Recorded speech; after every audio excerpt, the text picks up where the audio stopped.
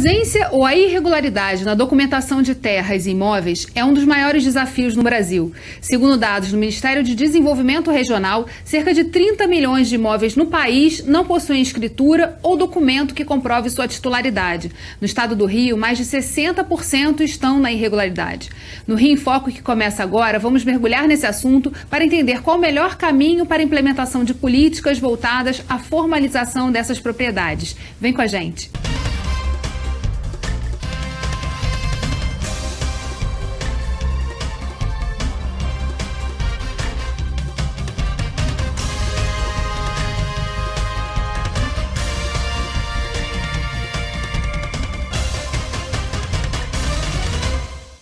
O Rio em Foco recebe o economista da FGV Social, Marcelo Neri.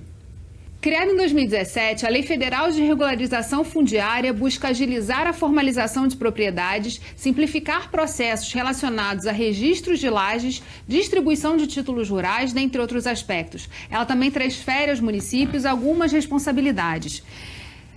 Marcelo, de que forma a moradia regularizada é um ativo econômico para o país?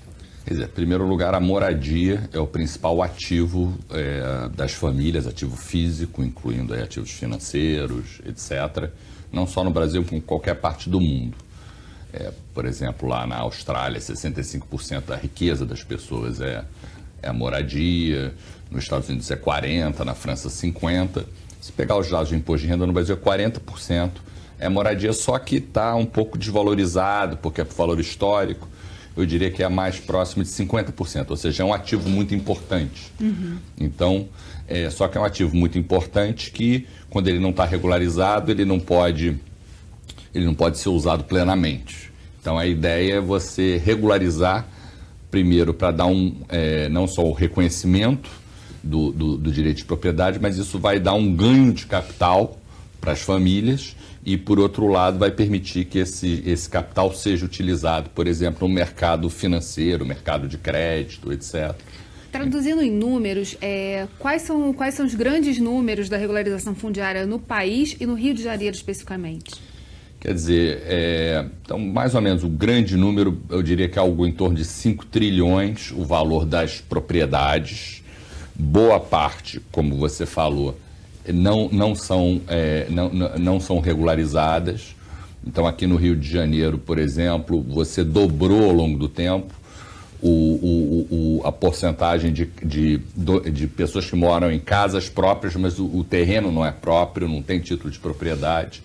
Isso dobrou num período de 15 anos. Então, é uma tendência ascendente e bastante preocupante. Porque tem um pouco uma ideia de que, talvez esse tipo de iniciativa não beneficiaria tanto os mais pobres, etc. Mas, na verdade, os mais pobres moram em casa própria, em geral, só casas próprias sem direito de propriedade. Então, eu diria que é uma ação bastante bem focalizada nos mais pobres, bastante importante aqui no Rio de Janeiro. Foi aqui que começou o termo favela, todos esses problemas são muito presentes aqui. E é aqui onde eu acho que é uma iniciativa que pode ter impactos relativamente fortes. E é justamente nessas regiões de comunidades que esse crescimento no número de habitações também é mais relevante, né? Então a gente está falando de um impacto direto nisso. Agora, traduzindo nos papéis, assim, qual o papel do Estado do Rio de Janeiro, do governo do Estado, para trabalhar nesse tema? De alguma forma, quer dizer, tem um papel dos municípios, mas numa certa forma de fazer uma concertação para que o direito de propriedade seja reconhecido, porque isso, na verdade, é uma ação estrutural. Você está reconhecendo o valor de ativo, ou seja, é uma ação que dá a vara de pescar para as famílias, mas, ao mesmo tempo, ela pode ser muito rápida, se ela for ter alguns, vamos dizer, entraves burocráticos, mas a implementação em si, enquanto, vamos dizer, a política educacional demora algumas décadas para maturar os efeitos, uma política como essa é estrutural, mas pode ser feita muito rapidamente. Agora, você falou de um ponto importante, quer dizer, existe uma sinergia dessa política fundiária com outras políticas, como a própria educacional, mas você tem também a questão da segurança pública, né, que foi um tema evidenciado pelo economista peruano Hernando de Souto no ano passado, num evento que teve no Globo. Como é que funciona? Que tipo de sinergias existem entre essas políticas e como é que uma pode ajudar a impulsionar a outra? O que acontece é que o valor da propriedade é influenciado não só pela titulação, mas por políticas públicas do tipo desde saneamento básico, acesso a serviços públicos. Mobilidade. Tempo de transporte é o segundo determinante mais importante do valor de uma propriedade. É o tempo de transporte. Segurança é um pouco você dar mais direito de propriedade no sentido substantivo. Então, quer dizer, se você, de alguma forma, gera todas as políticas de segurança, serviços públicos, etc., boas escolas, etc., tudo isso valoriza a propriedade e, de alguma forma, não só dá ganhos de capital para as famílias, um combate estrutural à pobreza, mas também, num certo sentido, melhora a carga tributária dos estados e dos municípios, IPTU, ITBI, etc., então, de uma forma, é um certo jogo ganha-ganha, né? Agora, em relação a essa questão do papel dos municípios e também do governo federal, existe já uma discussão de mudança na lei de regularização fundiária. Que tipo de impactos essas mudanças poderiam trazer para o processo de desburocratização? Eu acho que essa é uma bandeira muito importante, até levantada aqui na Alerj, tem uma comissão que busca isso. Eu acho absolutamente importante, porque é um pouco preocupante que a gente, fora algumas exceções, a gente não tem experimentado esse processo. Existe a lei desde 2017, mas ela não foi implementada em muitos lugares, então a gente não tem muita experiência. E esse é o tipo do trabalho que exige um pouco saber onde é que a coisa pega, quais são os entraves, etc. Então, por exemplo, o próprio Hernandes Soto fala muito da importância vamos dizer, de associação de moradores, um pouco titulações, vamos dizer, semi-formalizadas, etc., que pode ser utilizada como base para um processo assim, maior. Mas eu acho que no Brasil a gente ainda não fez isso de fato. Os municípios ainda estão um pouco estruturados para poder absorver essa obrigatoriedade de construir uma estrutura e recepcionar e começar a trabalhar essa titulação mais diretamente, né?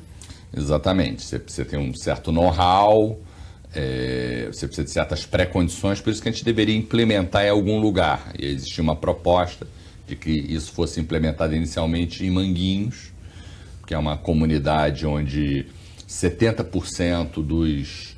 Primeiro você tem o censo lá das favelas, tem algumas informações importantes, e depois o que o censo diz é que 70% das moradias são regularizadas na Associação de Moradores, que é mais do que o dobro do que, por exemplo, Rocinha e Alemão. Uhum. Então seria um bom ponto de partida, uma série de pré-condições, etc., alguns estudos prévios. Então eu diria que é muito importante a gente fazer um piloto para que a gente aprenda com a experiência.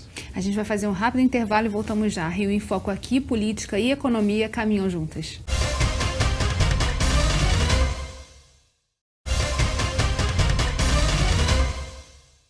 Voltamos com Marcelo Neri. Em julho de 2019, a Alerj realizou a primeira audiência pública da Frente Parlamentar de Desburocratização. Durante o encontro, um dos painéis apresentados foi sobre regularização fundiária e os impactos da simplificação para os pequenos negócios. Voltando a esse tema, qual a importância, né, de ter o título da terra, a posse, para os pequenos negócios, para os microempreendedores? Quer dizer, primeiro, esse efeito que vale para todo mundo, inclusive os microempreendedores, de ter o seu principal ativo reconhecido, servir como colateral, como garantia no mercado de crédito, tudo isso talvez seja o efeito principal. Além disso, o direito de propriedade que as pesquisas mostram tem um valor subjetivo nas pessoas, é um dos serviços mais básicos da cidadania, junto com a alimentação, é a moradia. Então, o que as pesquisas subjetivas mostram é que as pessoas que têm a casa própria, elas apresentam níveis de felicidade, reportam muito maiores. Então, é um direito e isso traz bem-estar para as pessoas. Mas tem um terceiro canal, que é o terceiro na geração de renda. Uhum. Quer dizer, se eu pegar os contas próprias aqui no estado do Rio, 21% fazem negócio nas suas próprias casas, assim, é o local de trabalho. E quando você vai ver isso, por exemplo, para as mulheres, para as mães que têm pequenos negócios, isso ainda é maior, é 38%, 40%, porque elas têm que estar mais próximo dos filhos, etc., da família.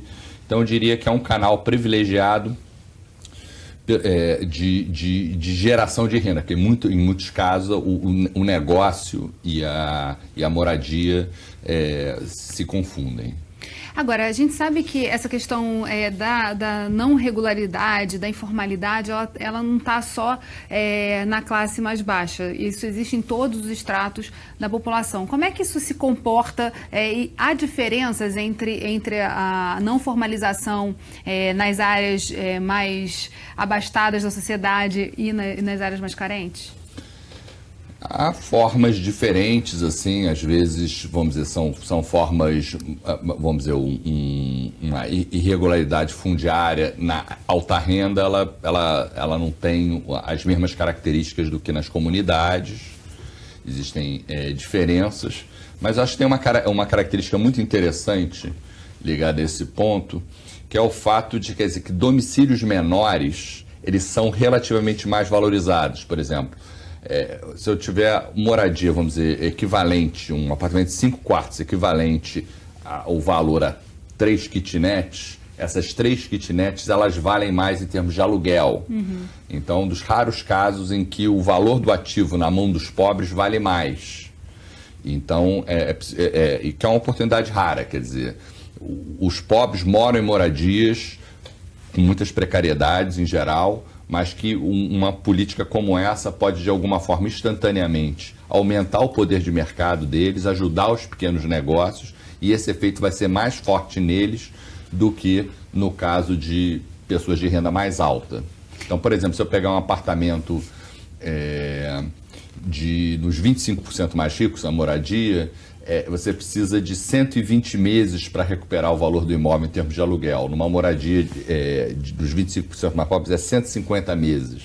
Então ela vale mais, e eu acho que essa é uma característica interessante. Agora, em relação a essa questão da violência, né, que também é um tema muito importante, quer dizer, a gente já viu casos recentes no Rio das milícias dominando regiões e construindo imóveis que, enfim, não tem nem tem habite, etc. e tal. Como reverter isso? Quer dizer, porque aí também com clareza claro. Você vê que o domínio do território também gera a possibilidade de gerar risco para a população, né? Claro. Quer dizer, tem um pouco uma imagem reversa disso. Na época das UPPs, a gente fez uma pesquisa e mostrou que quando elas estavam na ascendente, você teve não só um ganho de capital mais forte nas comunidades contempladas pela UPP, existem alguns outros estudos que apontam nessa direção. Agora, de uma maneira geral, a gente tem que... o processo de regulação fundiária ele não pode sinalizar, favorecer novas invasões, senão a gente vai diminuir e não aumentar o direito de propriedade das pessoas. E aqui no Rio de Janeiro você tem comunidades que são dominadas pelo tráfico, por milícias, mas o ponto é que talvez a regularização fundiária ela ajude o poder de barganha de uma pessoa nessas comunidades. É melhor estar nessa situação do que não ter nenhum direito de propriedade, mas há que se tomar cuidado para não sinalizar para invasões e é preciso dar conta desses fenômenos de milícia, de traficantes, etc., onde a estratégia é uma estratégia de domínio territorial. Agora, dentro dessa questão da política, é muito claro que a burocracia ela também acaba sendo impeditivo para que essa regularização aconteça completamente, né? E aí as pessoas também aceitarem não terem todo o documento, mas porque elas querem ter pelo menos a posse daquele espaço durante enfim, por uma questão de pressa também, de querer ter a sua propriedade. Como reverter essa situação, né? Quer dizer, existe algum caminho? Porque passa também por uma educação, né, da população a respeito de não tolerar esse tipo de informalidade. Quando você, a partir de, acho que 2004, 2005, começou a ter alienação fiduciária, então as famílias podem oferecer como garantia o seu própria moradia, não precisa ser um segundo imóvel. Isso, de alguma forma, gerou um boom no mercado de crédito. É preciso a gente fazer uma escolha. Uhum. Se você quer ter direito de propriedade, se quer ter o valor completo da sua moradia, ela tem que ser regular. Se ela não for regular, você vai perder uma parte do seu capital, ele vai estar morto na linguagem do De Soto. Então, o que a regularização fundiária faz ela faz com que o valor do capital floresça na mão dos pobres. Então, eu tive, há uns anos atrás, fazendo avaliações pelo Peru, avaliações de microcrédito, visitei algumas das experiências que nos anos 90 se fez regularização fundiária. A gente vê que houve um progresso incrível nessas áreas, porque de fato é uma política que você vai na base da distribuição e dá ativo, e o ativo mais importante para as famílias mais pobres. E aí a reversão fica mais difícil, né? E a reversão fica mais difícil, mas é um processo pedagógico. Por isso que eu acho que talvez a gente não tenha que tentar acertar na escala do problema. Acho que pilotos são muito importantes, porque existem questões, vamos dizer, de aprendizado, de burocracia, etc., como se fazer. Eu acho que é importante, mas acho que até nessa revisão que está se falando agora dessa regularização fundiária, da legislação, acho que é importante aprender um pouco no que foi feito. Existem algumas experiências em São Paulo, etc. Eu acho que eu gostaria de ver alguma coisa implementada no Rio, coisa que eu ainda não vi nessas bases. A gente vai fazer um rápido intervalo e voltamos já. Rio em Foco aqui, política e economia caminham juntas.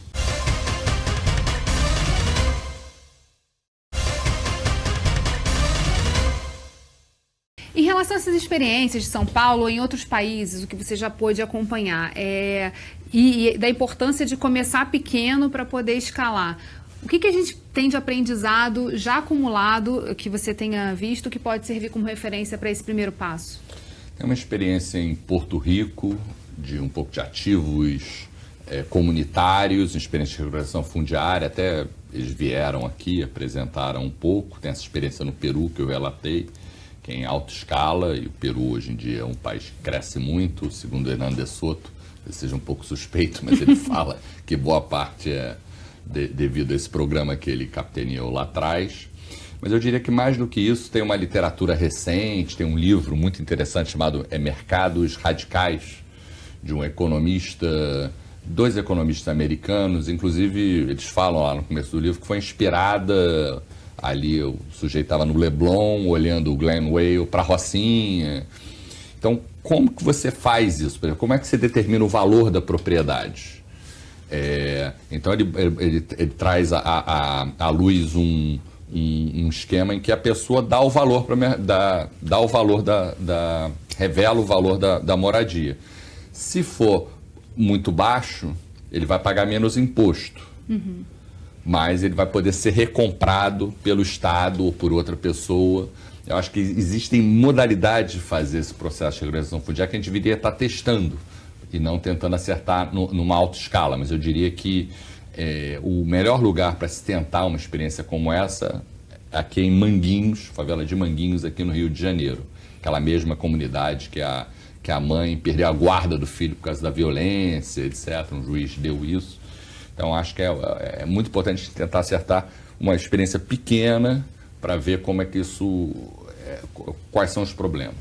E eu acho que tem também um trabalho de olhar essa política como política estrutural e não compensatória como se colocou um tempo atrás. Mas no caso específico do Rio de Janeiro, há dificuldades também porque a gente passou por um processo de valorização dos imóveis muito, muito grande, principalmente quando teve a política da UPP, e em vários territórios o preço dos imóveis estourou, explodiu, né? E agora está se assistindo exatamente um processo de compensação disso. Exatamente. E aí talvez você trave um pouco o mercado, porque as pessoas acham que aquele super preço que chegou ainda seria próximo do preço real do imóvel, quando não é. Então a gente está, esse processo próprio de violência, etc., que até melhorou agora nos últimos 12 meses, etc., são coisas que afetam muito o valor da propriedade.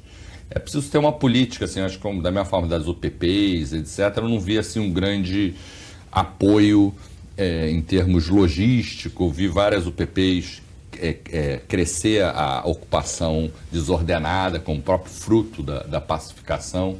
Então, acho que a gente precisa, de fato, aprender. Agora a gente vai ter o censo 2020, tem boas informações que permite a gente tentar entender, aprender um pouco a partir das diferentes experiências na cidade do Rio de Janeiro, no estado.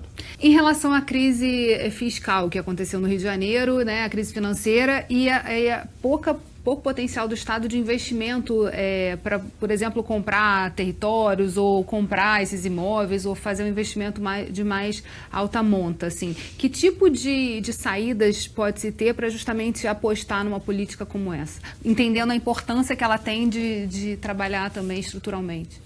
Acho que é uma política interessante pelo fato dela, o papel do Estado no sentido de reconhecer o valor, o direito de propriedade. Então não entra um impacto fiscal necessariamente. As despesas operacionais são relativamente pequenas por parte do Estado no sentido amplo da palavra.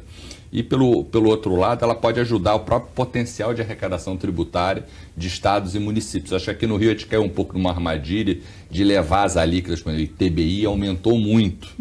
Então você gera um processo de fuga também, de redução da base. E acho que essa é uma política que ela não implica em custos fiscais e ela pode aumentar o valor da base de arrecadação de uma maneira substantiva, inclusive beneficiando municípios. Chegar nessa situação cooperativa onde você faz políticas, essas políticas elas entram em sinergia, isso se reflete num valor de propriedade mais alto, que aumenta a carga, a base tributária, então isso você gera um ciclo virtuoso. Então acho que é um bom primeiro passo. Que é bom para o governo, né, nesse sentido, mas também vai exigir dele um potencial de explicar isso para o consumidor, para a população, mostrando que para a população também é importante investir nessa formalização.